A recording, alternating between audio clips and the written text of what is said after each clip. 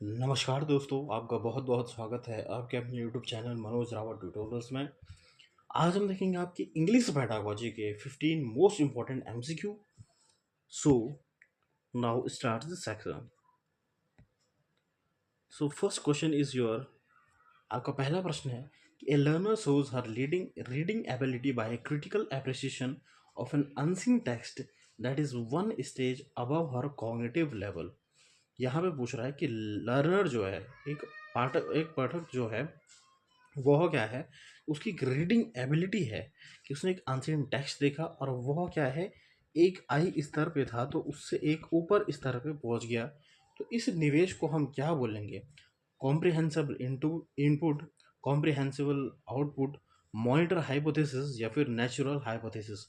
सो ये थ्योरी किसकी है आपकी? ये आपकी स्टेफन क्रेशन की थ्योरी है। और इसे उन्होंने क्या कहा था? इसे हम बोलते हैं आपका कॉम्प्रिहेंसिबल इनपुट दिया है उसने, ठीक है, ताकि एक लर्नर जो है एक स्तर ऊपर बढ़ सके। तो इसे हम बोलेंगे आपका कॉम्प्रिहेंसिबल इनपुट अकॉर्डिंग टू आपका जो है आपका स्टीफेंस क्रेशन की थ्योरी, ठीक है।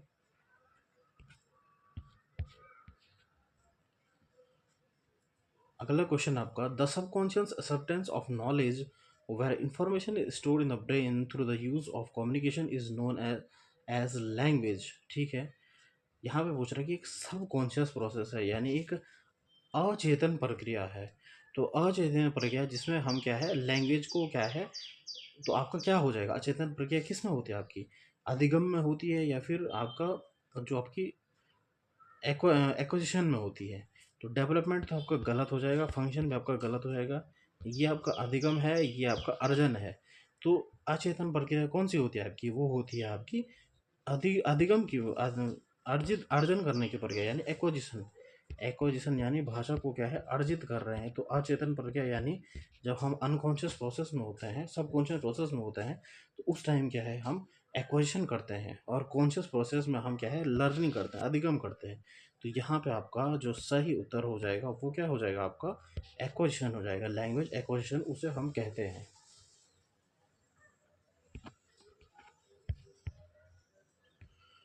Which one is not a component of language? Sound, form, meaning, reading. तो कौन सा आपका लैंग्वेज का एक भाग नहीं है, आपसे पूछा गया है। तो इसका सही आंसर हो जाएगा आपका रीडिंग, आपका लैंग्वेज का भाग नहीं है। तो ऑप्शन फोर्थ आपका सही आंसर हो जाएगा।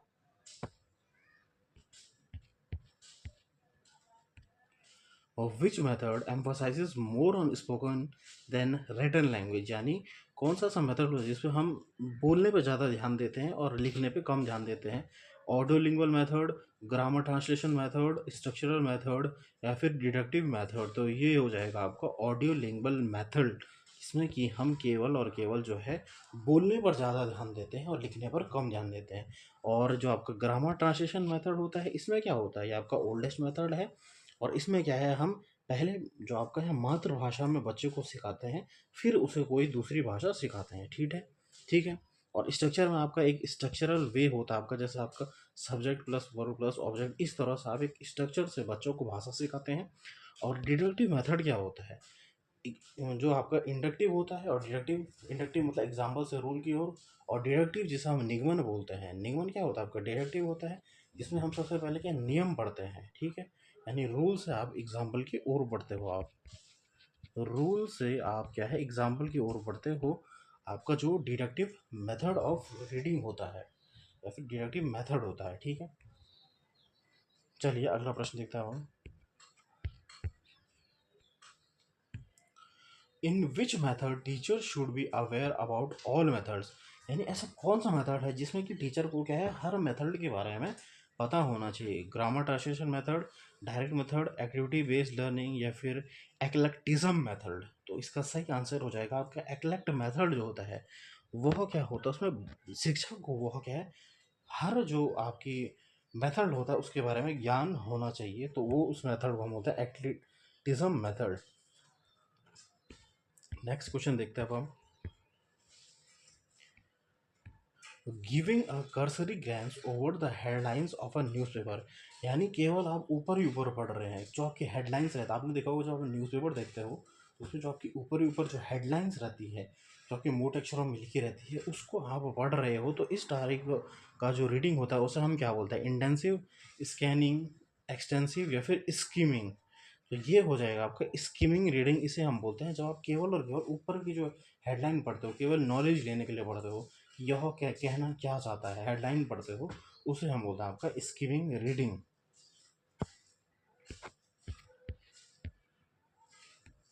विच one is not the characteristic of writing, यानी राइटिंग में कौन सा नहीं आता है। Presenting an oral report. अब यहाँ पे आपका अगर आपने ध्यान देंगे तो यहाँ पे क्या लिखा है, ओरल रिपोर्ट। तो ओरल रिपोर्ट आपका जो राइटिंग में नहीं आएगा, तो यही आपका गलत हो जाएगा, और हमें क्या है, गलत ही पूछा गया था। ऑप्शन फर्स्ट आपका सही आंसर हो जाएगा कि ओरल आपका राइटिंग से रिलेटेड नहीं है। नेक्स्ट क्वेश्चन देख लेते हैं हम। Following this principle helps children learn abstract words and encourage children to recognize how words links to categories। ठीक है, आपको ये चार ऑप्शन में बताना है। Children need to hear diverse examples of words and language structures. Vocabulary and grammatical developments are reciprocal process. Children learn words best in the meaningful context, या फिर interactive and responsible rather than passive context promotes language learning। इसका सही answer हो जाएगा आपका, जैसे चार option देख रहे हैं आप, तो चार ऑप्शन में क्या लग रहा है कि आपका तीसरा ऑप्शन जो कह रहा है वो कह रहा है कि बच्चे जो कैसे लर्न करते हैं, जब उनको मीनिंगफुल कॉन्टेक्स्ट दिया जाए, जब उनको अर्थपूर्ण हम कुछ टेक्स्ट देंगे तभी उनकी क्या है, समझ में आएगा। तो ऑप्शन थर्ड आपका सही आंसर हो जाएगा यहाँ पे। नेक्स्ट क्वेश्चन देखते हैं अब हम। Which approach aims to create the communicative competence in the students. Structural approach, constructivism, communicative approach, skill based approach. Communicative से आपका आ जाएगा, कम्युनिकेटिव अप्रोच आपका सही आंसर हो जाएगा। नेक्स्ट क्वेश्चन आपका बहुत इंपॉर्टेंट प्रश्न आपका, ऑथेंटिक असेसमेंट क्या होता है। आपने पढ़ा formative, summative assessment, as learning, ठीक है, लेकिन यहाँ पे उसने पूछा कि ऑथेंटिक आपका जो असेसमेंट होता है वह क्या होता है। चलिए हम ऑप्शन में देखते हैं कि standardise testing that uses question with limited numbers of answer choice, यानी ऐसी जो असेसमेंट होता है जिसमें हम क्या है, कुछ क्वेश्चन देते हैं बच्चों को और उसके कुछ लिमिटेड आंसर चॉइस देते हैं। ये तो आपका गलत हो जाएगा, ये नहीं होता आपका authentic assessment. Approach to measure student performance in direct relevant way to see if the learning objectives were met, यानी हम सीधे डायरेक्ट स्टूडेंट की परफॉर्मेंस मेजर कर देते हैं, ये आपका सही हो जाएगा। इससे ही हम क्या बोलते हैं, ऑथेंटिक असेसमेंट बोलता है। आपको याद रखना है, ऐसा असेसमेंट जिसमें हम बच्चे की जो परफॉर्मेंस होती है उसको हम डायरेक्टली मेजर करते हैं, उसे हम बोलते हैं आपका ऑथेंटिक असेसमेंट। नेक्स्ट क्वेश्चन आपको फॉर्मेटिव असेसमेंट। तो इससे पहले मैंने आपको वीडियो में पढ़ाया था, जो आपको फॉर्मेटिव असेसमेंट होता है, आपको फॉर्मेटिव से फॉर याद रखना है, यानी जो टीचिंग लर्निंग प्रोसेस के दौरान चल रही आपका आकलन होता है उससे हम बोलते हैं आपका फॉर्मेटिव असेसमेंट। तो ये कह रहे हैं कि makes judgement of the learners skills in the specific period of time, focuses on learning process, has more regulation in educative institute, correct the students immediately as they commit errors or mistakes। यहाँ पे इसका सही answer हो जाएगा, it focuses on the learning processes. Option second आपका सही answer हो जाएगा, focuses on the learning process आपका फॉर्मेटिव असेसमेंट होता है, कि बच्चे को कहाँ पे कमी आ रही है उसके बारे में आपको फॉर्मेटिव असेसमेंट हमको बताता है। अ की benefit of free writing is that learners, जो फ्री राइटिंग होती है, जब वो बच्चे को बोलते हैं कि मतलब बच्चा अपने जैसा, आप छोटा बच्चा देखा हो तो वह क्या है, खुद खुद अपने कुछ लिखता है, तो उसे हम बोलते हैं फ्री राइटिंग, या कुछ चित्र बनाता है, वो क्या होता है, फ्री राइटिंग में आता है। Do not feel that they have to write much or be totally accurate, can incorporate features of written languages from their first language, have the freedom to be creative, have the freedom to write or not. इसका सही answer हो जाएगा, जो आपको free writing होती है वह क्या होती है, बच्चे जो होता है उसको एक फ्रीडम देती है, यानी इससे बच्चा क्या होता है, क्रिएटिव हो जाता है। तो ऑप्शन थर्ड आपका सही आंसर हो जाएगा यहाँ पे। नेक्स्ट क्वेश्चन हम देखते हैं, during which stage children begin producing variable symbolic combination such as baba, da da ऐसे शब्द बच्चा बोलने लग जाता है। ये कब बोलता है आपका? इस स्टेज को हम क्या बोलते हैं?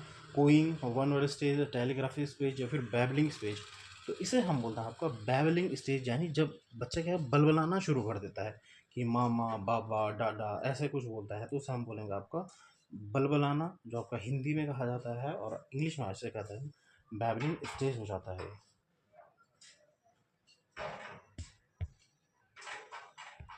The specific learning problems of a learner in language subject area can be identified by achievement test, diagnostic test, summative test या फिर written test। यहाँ पे पूछ रहा है specific learning problems of a learners in a language subject area can be identified by, यानी एक learning problem कि जो आपका बच्चा है या फिर जो लर्नर है उसका जो लर्निंग प्रोसेस हम देखते हैं कि उसको कहाँ प्रॉब्लम आ रही है, लर्निंग कहाँ प्रॉब्लम आ रही है, उसको लर्निंग से रिलेटेड कहाँ प्रॉब्लम आ रही है, उसको हम बोलते हैं आपका डायग्नोस करना। डायग्नोस्टिक टेस्ट बोलते हैं कि बच्चे को कहाँ कमी आ रही है, उसे हम बोलते हैं डायग्नोस्टिक टेस्ट। और एक होता है आपका रेमेडियल टेस्ट। रेमेडियल टेस्ट यानी बच्चे ने जो है सबसे पहले हम उसको डायग्नोस करते हैं, उसके बाद हम क्या है उसको रेमेडियल टेस्ट देते हैं, यानी उसका उपचारात्मक जो आपका मूल्यांकन होता है उसको फिर क्या है रेमेडियल यानी उपचार देते हैं, फिर उसका निदान करते हैं उसको क्यों ये प्रॉब्लम आ रही है एक शिक्षक। अगला क्वेश्चन देखते हैं अब हम। लास्ट क्वेश्चन आपका, which of the following the most important factor in language acquisition of L1। L1 यानी लैंग्वेज वन, कोई सी भी लैंग्वेज हो सकती है। तो देखते हैं most important factor for language acquisition, यानी भाषा को क्या है अर्जित करना। ठीक है, टीचर होना चाहिए, स्टूडेंट होना, जो आपका स्कूल होना चाहिए, नेचर होना चाहिए या फिर आइडेंटिटी एंड मोटिवेशन होना चाहिए। तो सबसे पहले बच्चा जो होता है जो भाषा अर्जित करता है वह क्या होता है अपने नेचर, यानी जो सबूत, जब नेचर को क्या हो जाएगा उसका, जब वो छोटा रहेगा तो वो भाषा अर्जित करने की जो अवस्था हो उसमें रहेगा, लैंग्वेज एक्विजिशन करने की स्टेज में रहेगा। तो उसका जो सबसे पहला जो हो जाएगा वो उसका हो जाएगा नेचर, यानी उसको फैमिली भी एक नेचर ही का हिस्सा है। तो ऑप्शन थर्ड आपका सही आंसर हो जाएगा, नेचर आपका सही आंसर हो जाएगा। तो स्टूडेंट्स आपको कैसी लगी ये वीडियो आप कमेंट ज़रूर करें, लाइक करें, कमेंट करें, शेयर करें।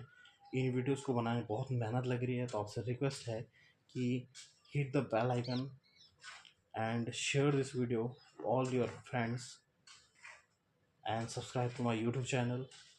Thank you.